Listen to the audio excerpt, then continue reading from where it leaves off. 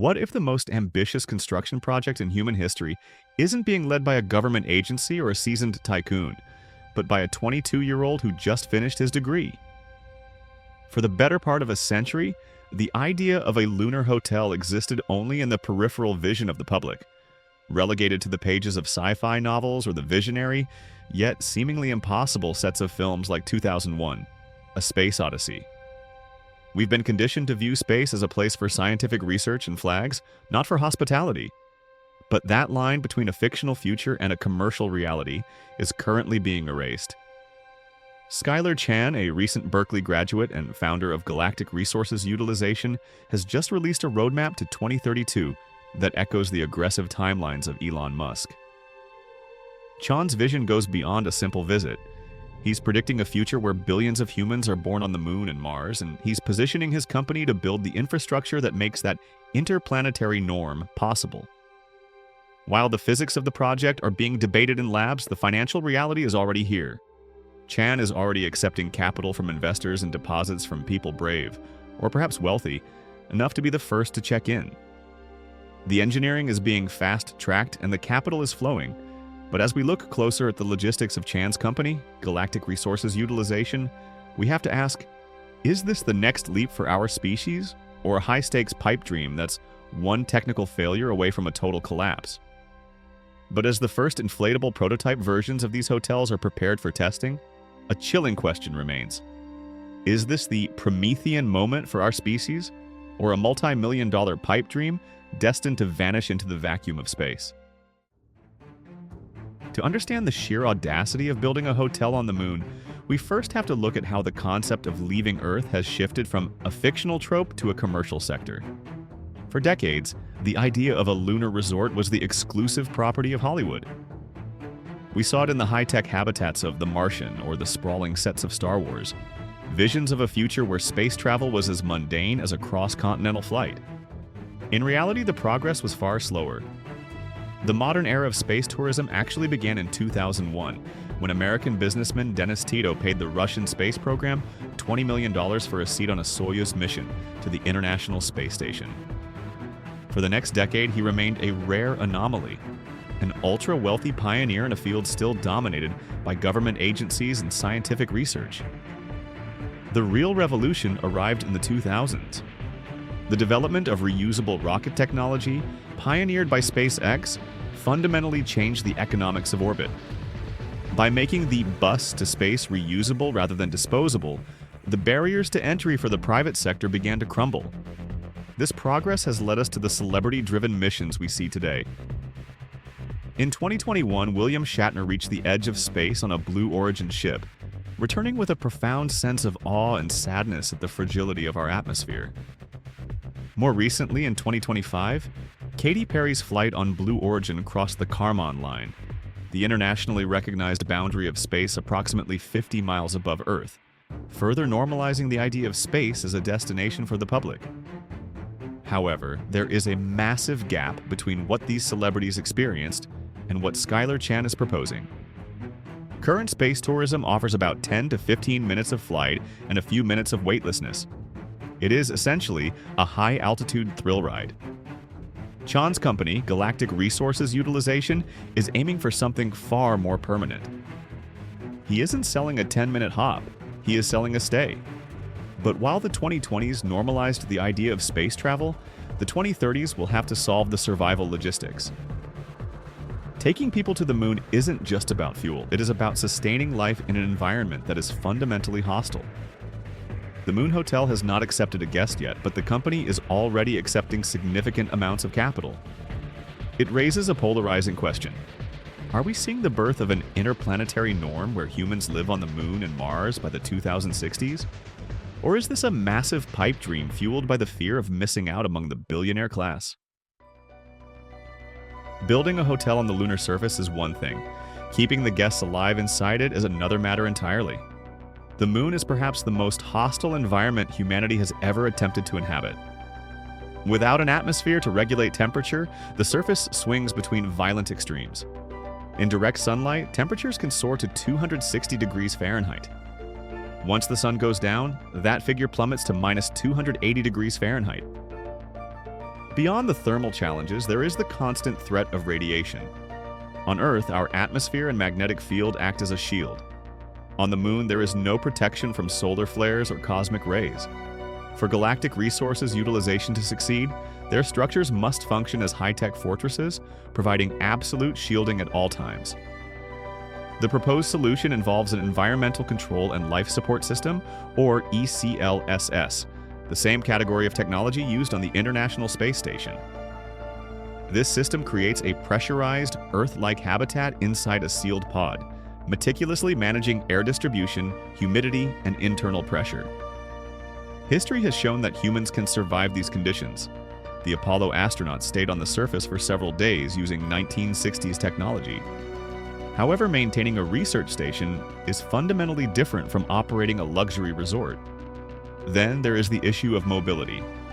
Chan has suggested that guests will be able to engage in recreational activities like moonwalking or even golf.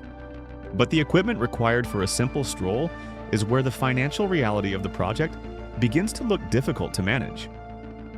A spacesuit capable of protecting a human from lunar regolith and radiation is essentially a wearable spacecraft.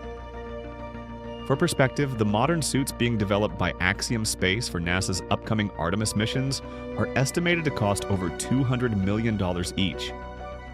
So far, Chan's company hasn't explained how the cost of these suits, or the specialized training required to operate them safely, will be factored into the guest experience. Even if the life support systems hold and the radiation is mitigated, the question of timing remains. Why does Galactic Resources Utilization believe that now, after half a century of lunar absence, is the moment to transition from scientific exploration to commercial tourism? While the engineering hurdles are significant, the momentum for a lunar return has shifted from theoretical to political.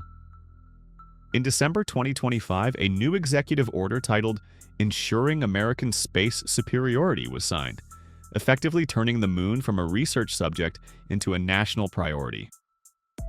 The directive fast-tracks the timeline for a human return to the surface by 2028, with the goal of establishing the first elements of a permanent lunar outpost, including surface-based nuclear power systems, by 2030. Galactic Resources Utilization plans to capitalize on this government-led infrastructure.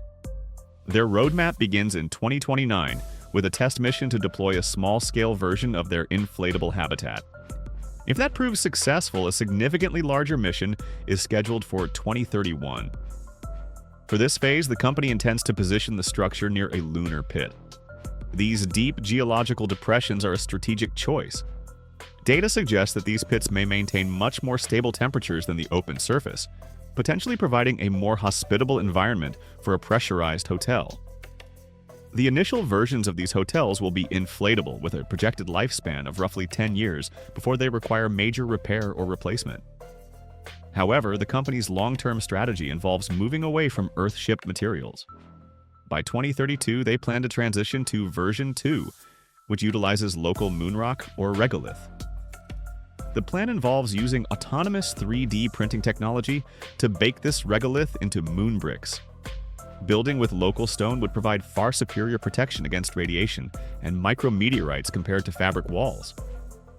Interestingly, Chan's architectural inspiration for these structures isn't futuristic minimalism, but the classical Beaux-Arts style of San Francisco's Palace of Fine Arts.